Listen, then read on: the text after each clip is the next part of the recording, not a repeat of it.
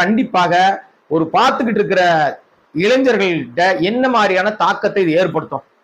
அப்பனா நாம கிளம்பி போனோம், போய் சண்டை போடணும். இதே வேலையை தாங்க பாமக செஞ்சுது.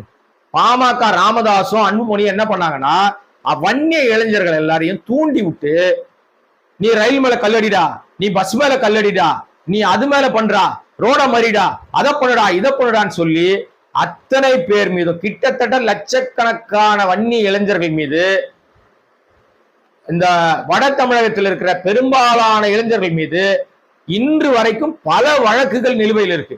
அவர்களெல்லாம் படித்திருந்தோம் அரசு வேலைக்கு போக முடியலன்றதுதான் மிக மிக மோசமான உண்மையான நிதர்சன உண்மை. இது ஆதங்கத்தின் அடிப்படையில தான் சொல்றேன். இதுல எங்கேயுமே வன்மம் இல்லை, நீங்க நல்லா புரிஞ்சுங்க. அப்படித்தான் இளைஞர்களை தப்பாக வழிநடத்தியவர் தான் ராமதாசும் அன்புமணியும். காடுவெட்டி குரு பரிதாபமாக கடைசி காலத்துல அவர் மரணத்தை தழுவினாரு. உடல்நல குறைவால அவர் கவனிக்க கூட ஆள் இல்லாம போச்சு. ராமதாஸ் நினைத்திருந்தால், அன்புமணி நினைத்திருந்தால் அவரை வெளிநாட்டு கூட்டு போய் ஒரு நல்ல சிகிச்சை கொடுத்து அவரை காப்பாற்றி இருக்க முடியும். ஆனா எங்கே தன் மகனுக்கு இவன் இடைஞ்சலாக வந்து விடுவான்னு சொல்லி அந்த காலகட்டத்துல, இன்னைக்கு அப்பொழுதும் பிள்ளைங்க சண்டை, அது வேற விஷயம். அன்னைக்கு அவர் அதை ஒதுக்கி தள்ளதனுடைய விளைவாகத்தான் அவர் சிகிச்சை பெறுவதற்கான வசதி வாய்ப்புகள் இல்லாம பரிதாபமாக இறந்து போனார் காடுவெட்டி குரு.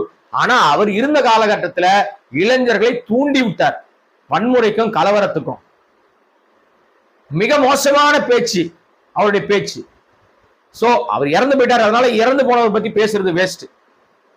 அதே வேலையை எப்படி ராமதாசும் அன்புமணியும் சேர்ந்து வன்னிய இளைஞர்களை தவறான பாதைக்கு திருப்பி அவருடைய வாழ்க்கையை அழிச்சு அவருடைய வேலை வாய்ப்பை பறிச்சு இன்னைக்கும் கோர்ட்டுக்கும் வீட்டுக்கும் அலைஞ்சுக்கிட்டு இருக்கிற, வாய்தா வாங்கிட்டு இருக்கிற இளைஞர்கள் எண்ணிக்கை பல்லாயிரக்கணக்கு.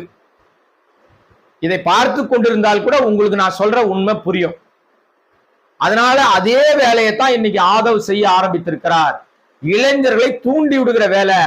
ரசிகர்களா இருக்கிற விஜயை நேசிக்கிறவர்கள் தயவு செய்து புரிஞ்சுங்க, உங்களை தூண்டி விடுகிற வேலையை தான் ஆதவ் செய்கிறார். அவன் சொல்றான்றதுக்காக நீங்க ரோட மறிச்சாலோ, ஆதவ் சொல்றான்றதுக்காக நீங்க பஸ் மேல கல்லு விட்டாலோ, விஜய் வீட்டுக்கு முன்னாடி நின்று ஆர்ப்பாட்டம் பண்ணாலோ, அரசுக்கு எதிராக ஏதாவது பண்ணி நீங்க வழக்கிலேயோ வம்புலயோ மாட்டிக்கிட்டா இந்த விஜயும் வரமாட்டாரு, இந்த ஆதவும் வரமாட்டான், இவங்களை காப்பாற்றுவதற்கு ஒருத்த கூட வரமாட்டான். வழக்கு வாங்கிட்டு நீங்க தான் கோர்ட்டுக்கும் வீட்டுக்கும் அலையணும். அதை நல்லா கவனமா தற்குறிகளா இருக்கிற நீங்க புரிஞ்சுங்க. என் மேல கோவப்பட்டாலும் பரவாயில்ல, நான் உங்களுக்கு சொல்ல வேண்டிய கடமை.